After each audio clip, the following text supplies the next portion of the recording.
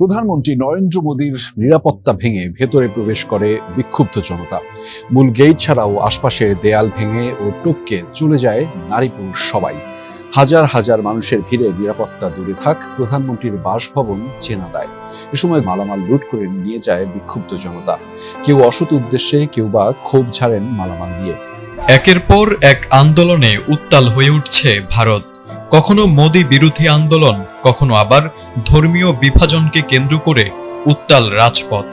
এবার কোটা আন্দোলনে আবারও রক্তাক্ত হল কাশ্মীরের লাদাখ অঞ্চল। পৃথক রাজ্যের মর্যাদা ও স্থানীয়দের জন্য চাকরিতে কোটা সংরক্ষণের দাবিতে বিক্ষোভে ফেটে পড়ে লাদাখের সাধারণ মানুষ।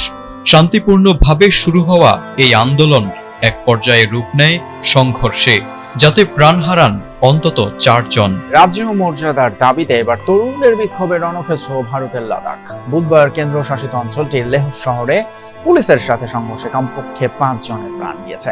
আহত হয়েছেন আরো অন্তত অর্ধশত। শহরের বিজেপির কার্যালয়ে ভাঙচুর চালিয়েছে বিক্ষোভকারীরা। ক্ষুব্ধ হয়ে পুলিশের গাড়িতেও আগুন দিয়েছে জনতা। কুত্তার মতো তাড়া করবে, যেমন নেপালের ওইসব মন্ত্রীদের তাড়া করে করে মেরেছে দেখছেন তো, বাংলাদেশে হয়েছে ঠিক তেমনই হবে। নরেন্দ্র মোদী ভয় পাচ্ছে। আসামের মুখ্যমন্ত্রী হিমন্ত বিশ্ব শর্মা তো আতঙ্কিত হয়ে আছে।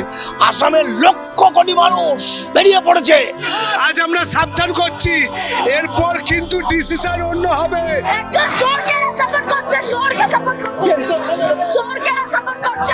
হাসিনার কি অবস্থা হয়েছিল, সেই অবস্থা হতে চলছে নরেন্দ্র মোদী।